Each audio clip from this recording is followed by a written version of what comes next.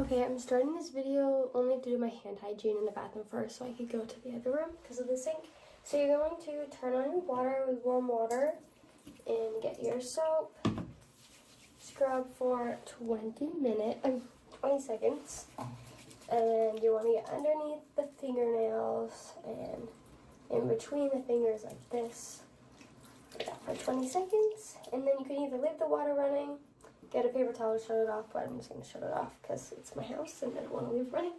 And then for the drying, you take individual paper towels, I still have them here, and you're going to dry away from the hands like this. And if you had a paper towel, you'd use it to shut the water off away from the hands. Good. So I'm going to go into my patient's room.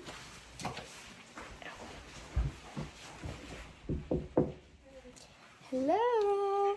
Hi. Hi there. I'm Chloe. I'm going to be your nurse today. Nice to meet you. So I'm going to just provide you with some privacy here. And could you just go ahead and tell me your name and date of birth, please? Sally May, June 9th, 2006. All right. And do you know your height and weight by any chance? 5'2", 120 pounds. All right. So can you just tell me the time of year, the season, and any holidays coming up?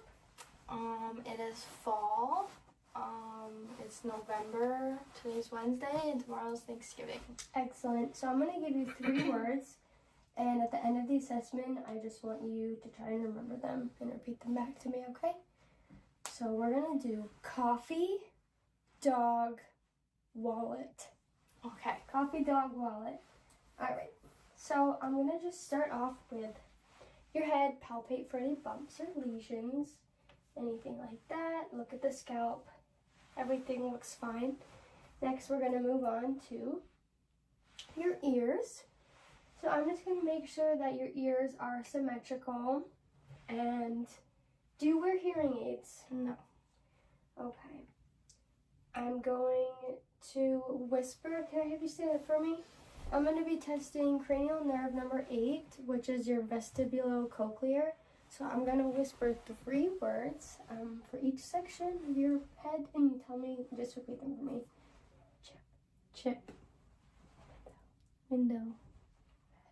Bed.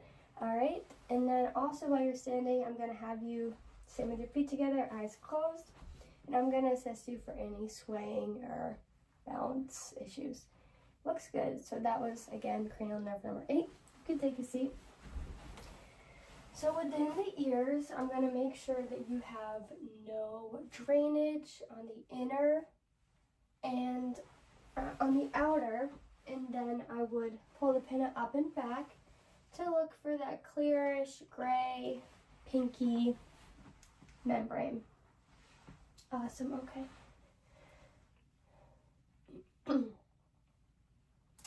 Next, we're going to go with your eyes. So do you wear glasses? No. Okay. So we're going to start with this far distance Stellan chart from here. Just read these letters on the page. A, B, C. Okay, and then the Rosenbaum test. You just, for up close. A, B, C. Okay, and that assesses cranial nerve number 2, the optic nerve. And then I'm going to have you look up. Okay, and I just look for this upper eye movement is cranial nerve 3, oculomotor. And I'm just going to take a look at your pink, at the mucus, at the lower eyelid for pink and moist mucous membranes. And I'm also going to look for ptosis, which is drooping at the eyelids at all. I note that the sclera is white and the iris is a bluish gray color. Next, I'm going to be looking at her pupils and do the Perlo test, or Perlo exam. So in normal light, I note that her pupils are about a 3 to a 4, and then I'm going to test for constriction and dilation when I bring the light over. So in the light, they get smaller, and then when it gets semi-darker, they get a little bit bigger. So constriction and dilation. I note that the pupils are equal, round, reactive to light, and then if you follow this pin inwards, this is accommodation, testing cranial nerve number 3. Next, we're going to be doing the cranial nerves 4 and 6, the trochlear and abducens, and this is when I test the 6 cardinal fields of grace. So just follow this up to the middle, down, side to side, and then diagonal again. Excellent. Correction, I have to make sure to palpate the ears before I'm done with the ear exam. And then continuing on the eyes, I'm going to palpate the eyes for any bumps or masses. And I again noted there was no drainage coming from the eyes at all. Next, we're going to move on to the nose. So I'm just going to take a quick look at your nose, make sure that there's no bumps or anything, or note if there are any bumps. I'm going to have you close one nostril, breathe in and out. And again, same thing on the other side. Okay, and I just want to palpate the sinuses. I also want to note for pink and moist mucous membranes within the nose and note if there's any type of deviated septum. I would also have you smell something to assess the olfactory nerve, cranial nerve number 1. What do you smell? Apple. Perfect. Now we're going to move on to the mouth and facial nerves. So I'm going to assess the mouth that there's no drooping or drainage of any sort coming from the mouth. I do notice that there is no dry skin, no discoloration. And do me a favor, can you puff out your cheeks? Okay, smile. This is cranial nerve number 7, the facial nerve. And then raise your eyebrows. And also, this is testing cranial nerve number 5, the trigeminal. So I'm going to take a look inside your mouth and assess the buccal and oral mucosa of the cheek and the gums. No teeth, no dentures, right? Okay. And then why don't you stick your tongue out for me? I don't see any color coating on the tongue. And lift up. Lift your tongue up. And then side to side. And that test cranial nerve number 12, the hypoglossal. Stick your tongue out for me, please. And I would test the gag reflex with cranial nerve number 9, but I won't actually do that.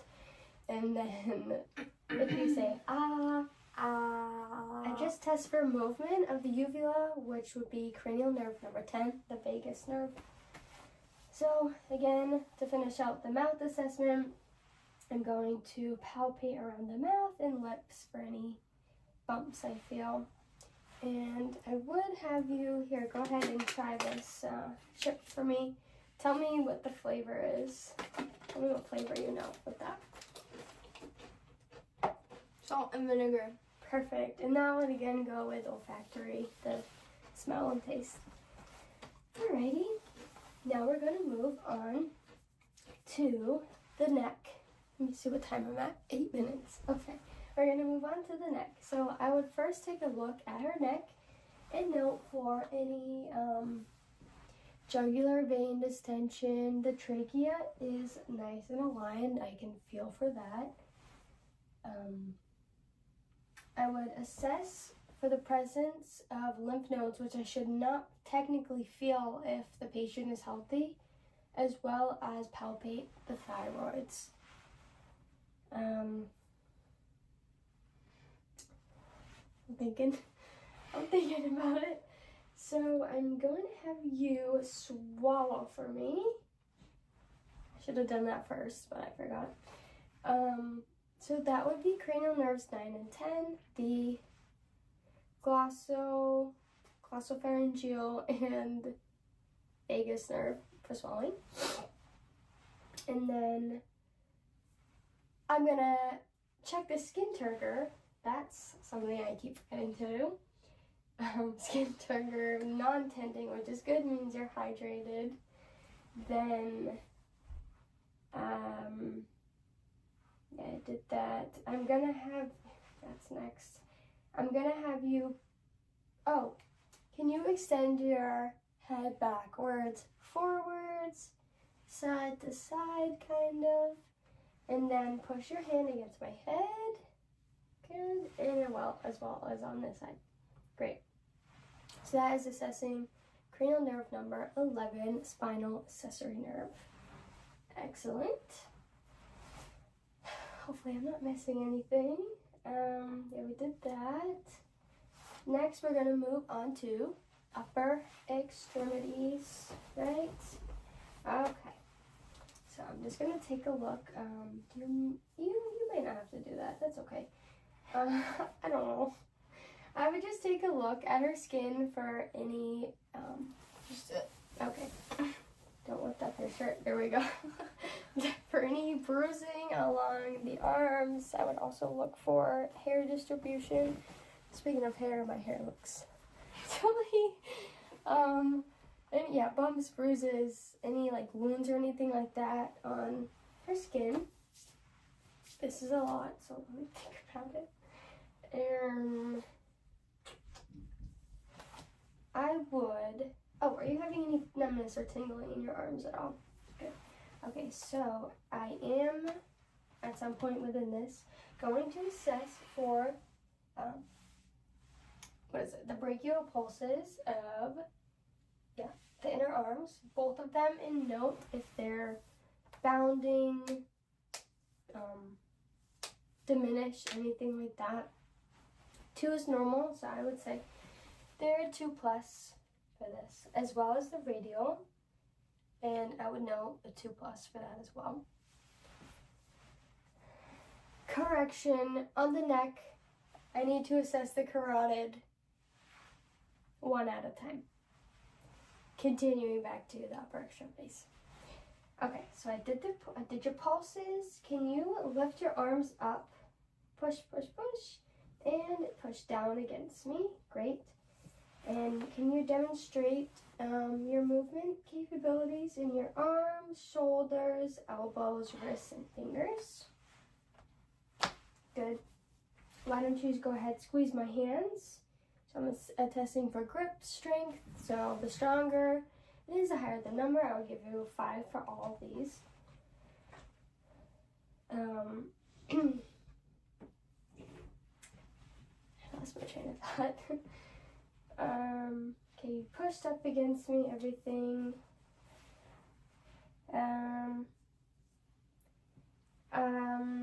What is it called? Capillary refill. I'm going to check your capillary refill to be less than 3 seconds for each finger. I would do all those. And then I would also check for clubbing of the fingernails as well.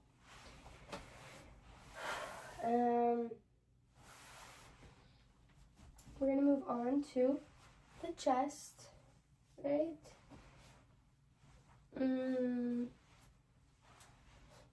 I get back in there. The chest, okay. Sorry.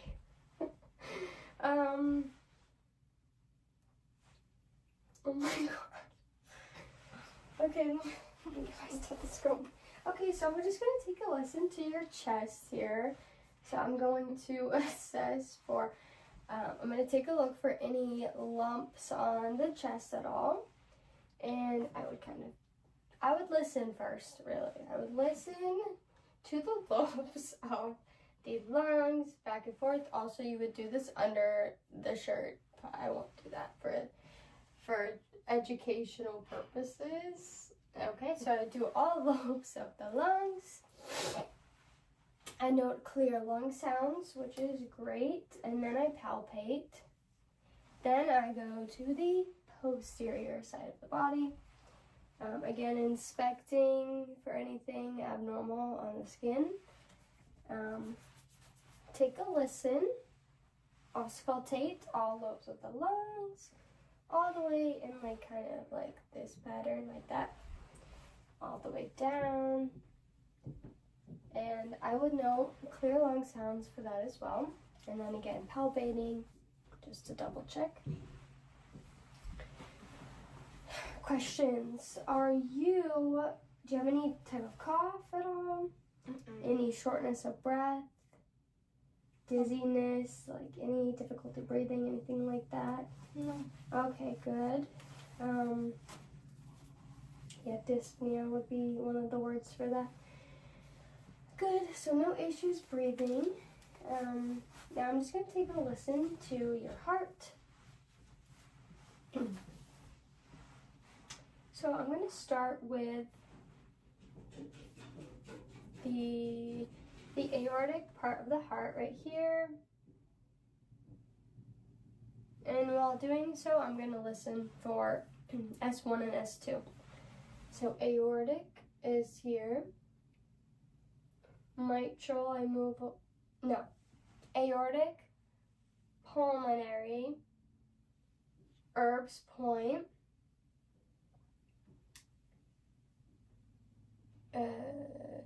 thoracic, a little bit lower, and I actually do hear all these.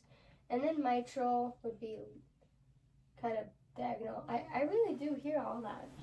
So I would know the rhythm of the heart, I would say sinus rhythm, and the rate would be 1 minute of listening to them. I don't have time for that. Excellent. Okay, we did the chest. We did all that. I palpated you. I listened to your heart. Now we move on to the gastrointestinal. So I'm just going to ask you a few questions about you. So, do you have any issues going to the bathroom? When was your last bowel movement? Today. What about urine? An hour ago. Okay, and do you know the color of your urine at all? Like light yellow. Okay, and any issues with that? You said no. No. Okay, good. So you're not incontinent, I take it.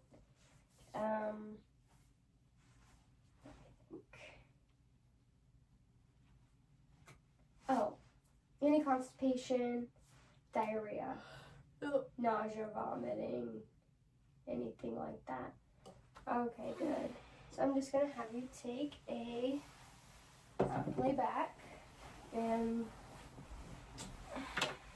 I'm gonna take a listen to, what am I at, 17 minutes? Okay, to your bowel sounds.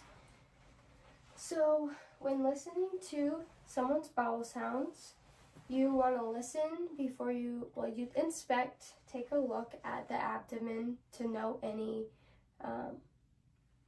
distension or anything like that from what you can visually see. So you start in the right lower, it's called right lower, and you listen. You listen for a minute in each quadrant to make sure you hear 5 to 30 within each minute.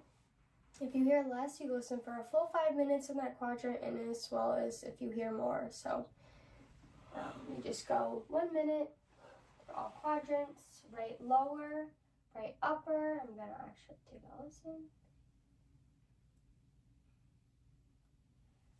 Left upper. This one. And then you're going to go left lower. So you should hear a little bit of gurgling in there. Okay. And then after you listen, you want to palpate because you do not want to mess and push on any of the things and mess up the natural rhythm of it all. So go ahead and sit up. Let me think. Now we're going to move on to your, right then, the lower extremities. A little bit to do here. So are you having any numbness or tingling in your legs at all? All right, good.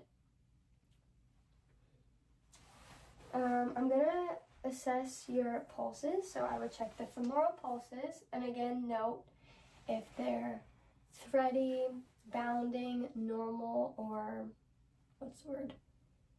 diminished. So like this, I do femoral, popliteal under the knee, posterior tibialis right around here, dorsalis pedis right above on the front of the foot. And I would do those at the same time. Again, I would give these all 2 for normal pulses. I would assess the legs for any, sorry to tickle. I would assess the legs for any edema, and I would note pitting edema. I would note 0 if that's possible. If it only goes up to 1, I would note 1+, meaning it bounces right back. There's no edema there.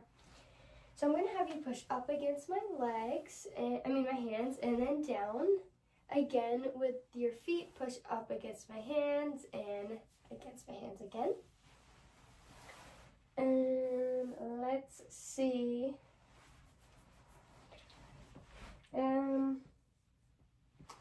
Again with the toes, just like the fingers, I'm going to, I would take her socks off. And I would have gloves on if this was a real patient, just to be safe, and assess clubbing of every single little toe. Just kidding. I will have you stand up for me. Thank you. And I'm just going to have you walk over here. Come back. So I'm just assessing her gait and mobility here. Then I believe we're at the end of our assessment. So I'm going to ask you, what were the 3 words I gave you, if you remember them, if I remember them?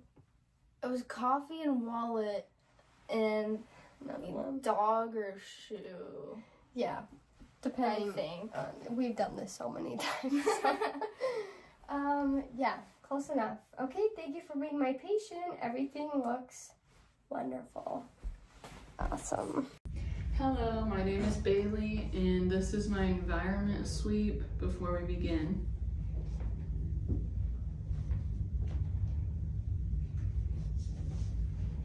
Okay. Hello, my name is Bailey. I'm going to be your nurse today. We're just going to be doing a head-to-toe assessment on you. It shouldn't take longer than about 15 minutes, okay? I'm just going to shut this door and wash my hands and raise this bed up. Can you tell me your name and date of birth? December 30th, 2003 in Corey Stewart. And can you tell me where you are? The hospital. And you know why you're here? Yes, for a physical. And you know what the date is? December 5th, 2024. Okay. Patient is alert and oriented ×4. She is dressed appropriately for the weather. She has good hygiene. She is speaking clear and normally. She's having unlabored breathing, and she is on room air. I'm gonna check your head for any bumps. Okay, no lumps or masses on her head. I'm gonna check her ears and her nose. No redness or draining in her ears or nose, and her lips are a normal color for her ethnicity. I'm gonna check your eyes now. If you'll look straight forward for me.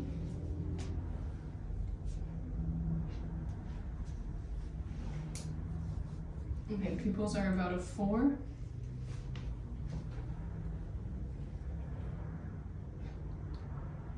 And after constriction, they're down to about a 2. And then, okay, follow my light with just your eyes, not your head.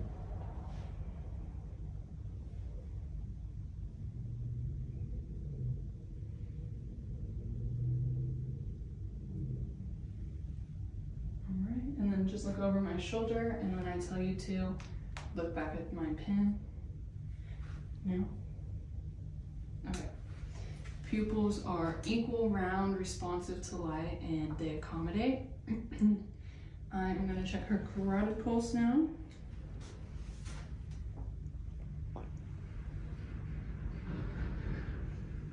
Carotid pulse is a +2 bilaterally, and I'm going to check for JVD.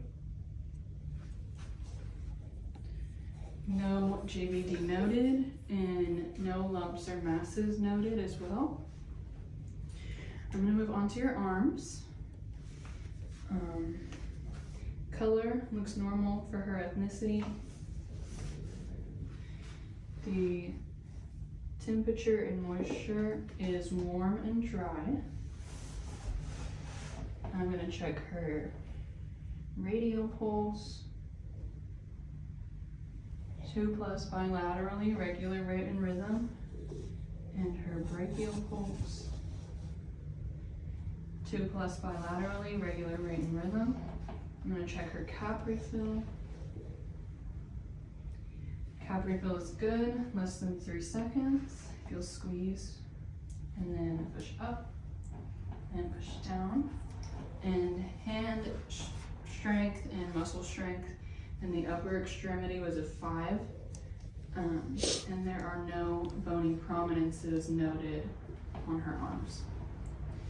I'm gonna check your skin turgor too. And skin turgor is normal. I'm gonna move on to your heart now. No, I'm gonna do your legs actually. Okay. Skin color looks normal for her ethnicity. The skin is warm and dry. Her posterior tibialis is a 2+ bilaterally, and the dorsalis pedis is a 2+ bilaterally.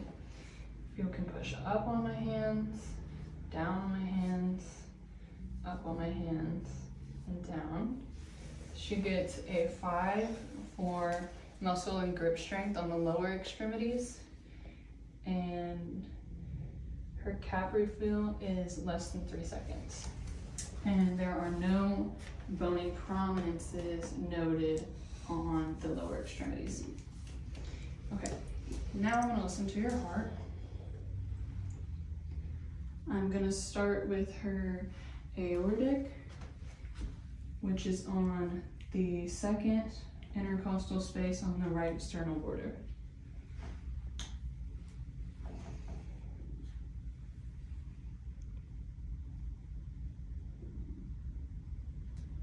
Pulmonic, second intercostal space, left sternum border. Erb's point, second intercostal space. No, third intercostal space, left sternal border. Mitral, fourth intercostal space, left sternal border. And tricuspid, fifth intercostal space, mid-clavicular line. And I'm gonna take her apical pulse now.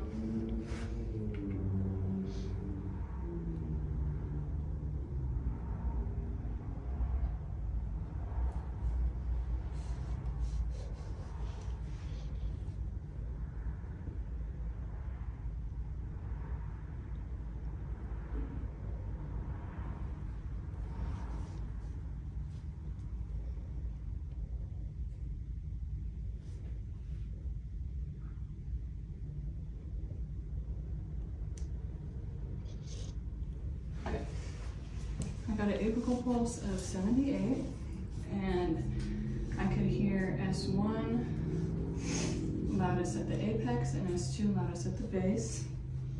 I'm gonna check your lungs now. I'm gonna check your anterior lungs.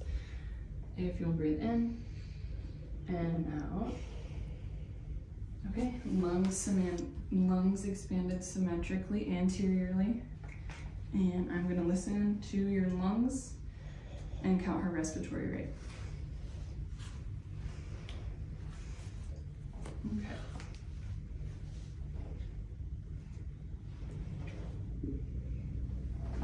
One.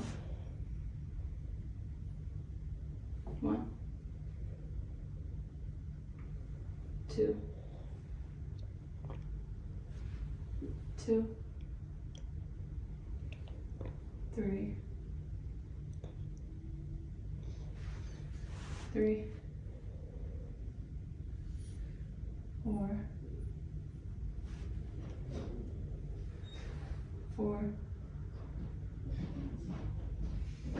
5. And 5. Okay. Lungs sound clear to auscultation anteriorly. no adventitious sounds, and her respiratory rate was 18. So if you will just lie flat, I'm going to check your abdomen. Her abdomen is flat with no distension.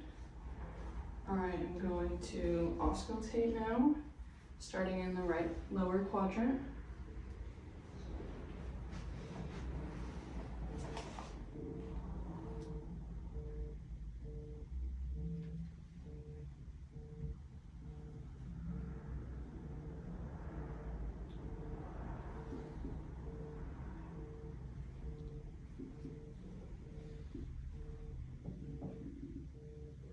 Okay, there was normal active bowel sounds.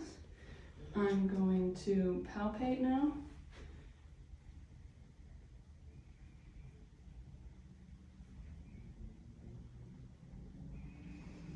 Okay, and there are no lumps or masses in her abdomen. And now I'm going to listen to her posterior lungs. I'm going to check for symmetrical expansion. And just breathe in and out. Okay, lungs expanded symmetrically posteriorly. And now I'm going to listen to her lung sounds. Can you turn it that way?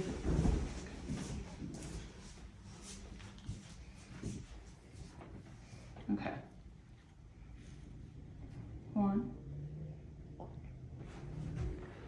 1, 2, 2, 3, 3,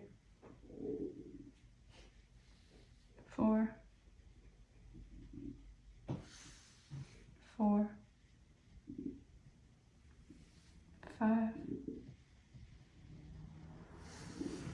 5, 6, 6, 7, 7, 8, 8, 9, 9. Okay, lungs sounded clear. Posteriorly, clear to auscultation, no adventitious sounds. And I'm just gonna check her back, okay? No abrasions on the back or skin breakdown. She has no lines, tubes, or drains. And so now I'm going to hand her her Colite. Make sure she has non-skid socks on, put her bed rails up, wash my hands, and say thank you.